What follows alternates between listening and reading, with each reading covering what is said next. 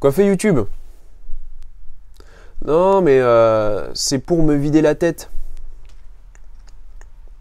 Ouais, c'est quand même... T'as conscience que ce que tu regardes là, c'est quand même de la merde, hein. Objectivement, c'est de la merde. Les mecs se mettent des pattes dans les fesses, ils s'esbrouffent. Ouais, ok. C'est quoi le projet? Non, mais tu sais, il faut pas prendre ça au sérieux. C'est pour décompresser, c'est pour me vider la tête. Ouais, ok. Bon, déjà, tu sais, je sais pas, t'as bien conscience que, en fait, tu te vides pas la tête. Ce qui se passe, c'est pas le vide, hein. Même si on pourrait croire. En fait, ce qui se passe, c'est que tu fais un échange. Tu crées l'équilibre. Ça veut dire que tu enlèves quelque chose pour en mettre une autre à la place. Et toi, le meilleur moyen de remplacer une pensée, on va dire, négative, c'est de la remplacer par quelque chose d'encore plus néfaste. Par du contenu abrutissant. J'entends par là la télé. Hein, les émissions de télé, les séries, Hollywood, voilà, contenu abrutissant. Toi, tu as trouvé le moyen de remplacer des pensées négatives par de la merde. C'est quand même ahurissant comme comportement. Parce qu'en fait, je pense que tu n'y as pas réfléchi. Ce qui me tue le plus, je pense, dans tout ça, c'est que tu en as conscience. Parce que souvent, cette phrase, elle est sortie pour justifier le fait que tu regardes de la merde. C'est « je regarde de la merde, mais non, c'est bon, c'est juste pour me vider la tête. » C'est juste, attention, c'est juste pour me vider la tête. Ouais. Et t'as pas trouvé autre chose, quoi. Il y avait pas, dans la multitude de choses, d'activités possibles pour se vider la tête, toi, t'as trouvé ça. Toi, t'as trouvé le pire. Et deuxième chose, c'est, au-delà du fait que t'en as conscience, le pire, c'est que t'es arrogant parce que tu penses que t'es capable, du fait que tu t'es dit que c'était juste, tu sais, que c'est pas important, que ton cerveau était capable de faire la différence. Voilà. Que voilà, différence d'importance. Voilà, je regarde ça, mais comme c'est pas important, c'est bon, mon cerveau, il n'y a pas de rétention d'informations, il n'y a pas de stockage dans l'inconscient. Ah, parce que oui, en plus, pour peu que tu es capable de filtrer, ce qui m'étonnerait quand même un petit peu, de filtrer l'information consciemment, je te rappelle, l'ami, que tu as un inconscient. Alors, peut-être que tu n'as pas conscience de ton inconscient, mais lui, il est présent, lui, il est là, il attend. Et c'est une éponge le truc, hein. Et le pire, c'est que toi, tu crois que ça n'a pas de conséquences. Voilà. Non, mais c'est juste, ça n'a pas de conséquences. Ouais. Très très bien.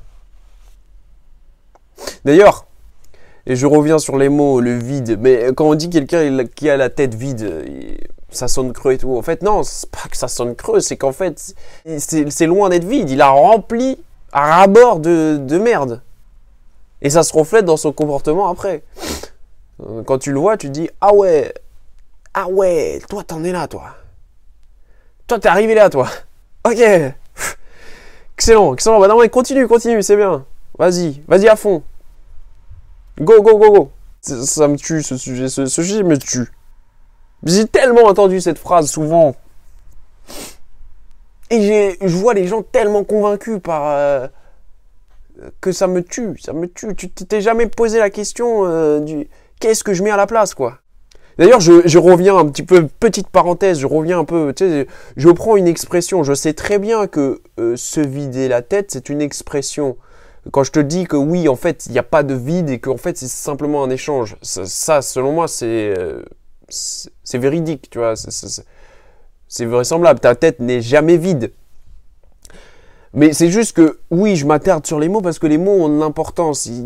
Quand tu creuses un petit peu les expressions, etc., il y a quelque chose qui en ressort. Et tu es d'accord avec moi pour dire que aujourd'hui, les mots, bon, on n'attache plus vraiment d'importance aux mots, alors qu'ils sont importants. Après, c'est un peu dans la mouvance, hein, c'est 1984, quoi, George Orwell, la novlangue. C'est-à-dire que c'est même plus que les mots, on n'attache plus d'importance aux mots, c'est que les mots n'ont même plus le sens qu'ils devraient avoir. Les mensonges, c'est la vérité, la guerre, c'est l'amour, presque la mort, c'est la vie. Hein. Juste pour encore allonger la parenthèse, tu vois, les anagrammes, le langage des oiseaux, tu vois qu'avec les mots, on peut accéder à un sens tout autre. Même si toi, pour toi, ça paraît totalement ubuesque, totalement farfelu. Par exemple, une anagramme qui m'avait marqué, je fais une grosse digression, hein, mais une anagramme qui m'avait marqué et que j'avais entendu par Étienne Klein, je crois, c'était origine, religion. Voilà. Religion, c'est l'anagramme de origine. Et après, il y avait aussi vérité et relative. Je crois. Hein. Je suis pas sûr. Pour celle-là, je suis pas sûr. Mais l'autre, je suis totalement sûr. Et tu vois, ça interpelle quand même. Les mots et le sens des mots interpellent. Et donc, c'est important de se centrer sur, de se recentrer sur les mots. Oui, pour revenir, on va dire que tu as quand même une multitude de choses pour pouvoir justement te vider la tête, remplacer tes idées négatives, tes pensées positives, les choses que tu veux mettre de côté par les remplacer par quelque chose de plus sain. Et toi, la seule chose que tu as trouvé à faire, c'est le remplacer par du pré-mâché, par de la merde, par du bullshit, par des contenus abrutissants. Et ça s'explique tout simplement justement par ta fainéantise en fait. C'est de la fainéantise cérébrale. Pourquoi se vider la tête? On revient encore une fois sur les mots. Se vider la tête, qu'est-ce qu'on entend par le vide? En fait, le vide, ça représente le vide de l'effort. Il faut pas que ce qui te permette de te vider la tête te demande un effort cérébral, intellectuel. Il faut pas que ça te fasse réfléchir. Et donc du coup, on arrive, voilà, à des contenus où les mecs, ils font des pranks, ils font de la merde, quoi.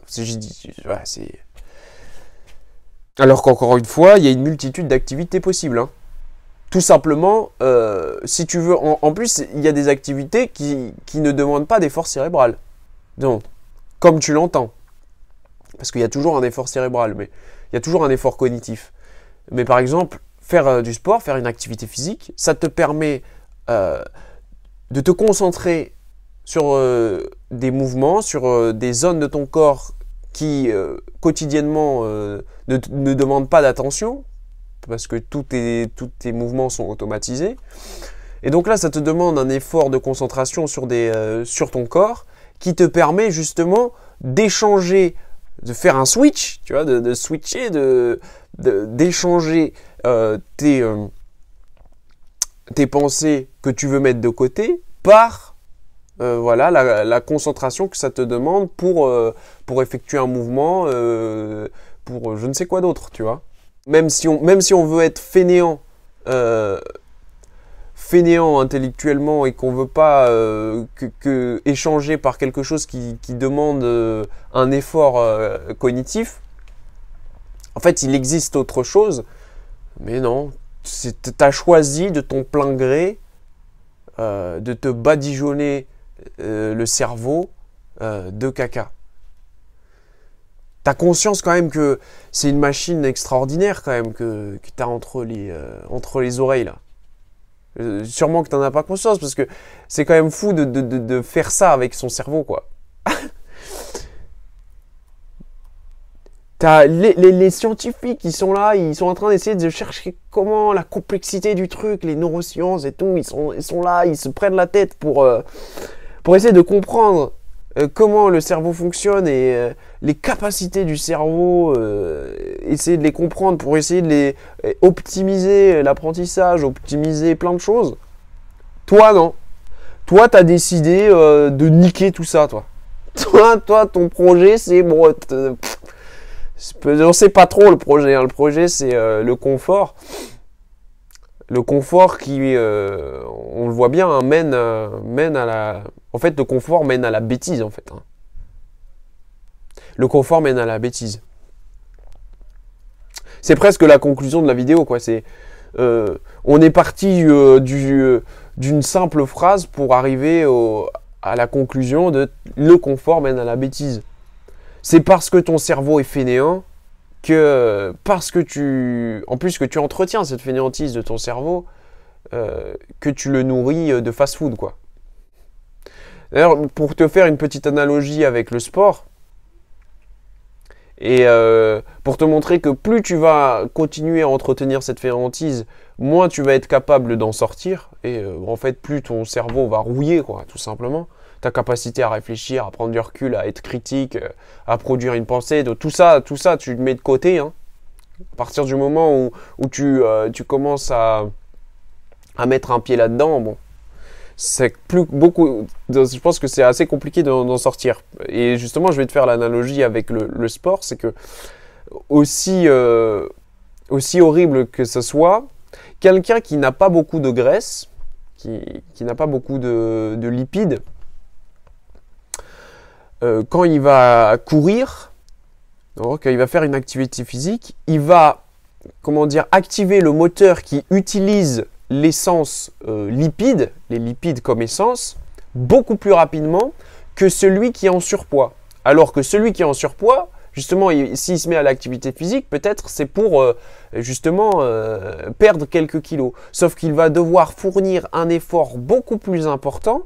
Pourquoi? Parce qu'en fait, le fait qu'il ait entretenu la fainéantise de son corps, hein, je vulgarise beaucoup, hein, mais le fait qu'il ait entretenu cette fainéantise fait que en fait, son moteur qui lui permet de dégrader, de consommer l'essence lipide, de consommer ses graisses, en fait, il met beaucoup plus de temps à se mettre en route.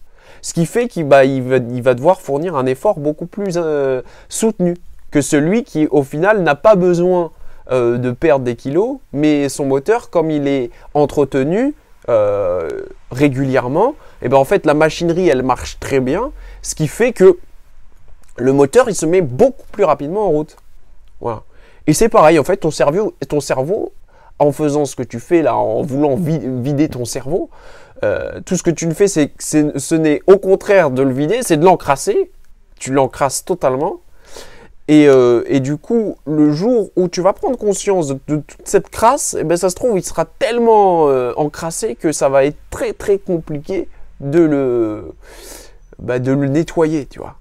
Parce que ça va te demander un effort, et effort auquel tu ne prends pas plaisir dans l'effort. Parce que, je fais long, hein, mais c'est pas grave. Qu'est-ce qui est intéressant dans l'effort, c'est qu'il devienne plaisant. L'effort est censé produire un effort, c'est censé être plaisant. Alors ça peut être un plaisir immédiat ou un plaisir qui se diffuse dans le temps. Pour le cerveau, c'est la même chose. Ça veut dire que si tu entretiens la machinerie de ton cerveau, si au lieu de te vider la tête avec du bullshit, tu te vides la tête avec des choses saines. Je dis les activités physiques, mais il y a plein de trucs, du bricolage, dessiner, faire de la sculpture. Il y a une multitude de choses en fait, mais qui demandent quand même au début, qui demandent d'une certaine manière un effort intellectuel, un effort cognitif. C'est sûr que c'est pas du pré-mâché. C'est pas je me pose et puis je regarde sans conscience de rien, en pensant que ça n'a aucune conséquence. Bon. Ouais, je me répète, hein, mais il y a des multitudes de choses. Et toi, tu as choisi quand même la pire des choses. T'es perdant en plus. T'es perdant, mec. Dans l'échange, t'es perdant. Je te dirais même presque que tes pensées négatives, elles sont presque même plus bénéfiques pour toi, tu vois. Parce que les pensées négatives que tu as, là, ton job, elles pourraient te permettre de te remettre en question. Tu vois, j'ai assez dit de choses, même si on pourrait épiloguer pendant 10 ans. Mais s'il te plaît, arrête d'encrasser cet outil magnifique que tu as entre les deux yeux, là. C'est même pas question d'aller, de chercher la sagesse. Là, on n'est même pas à ce niveau-là, tu vois, de chercher à s'élever. On n'est même pas là, tu vois. On est juste, déjà, entretiens ce magnifique outil que tu as entre tes deux yeux, quoi. Ça demande juste un petit peu d'entretien, en fait. Allez. J'ai tout dit. Narbis YouTube.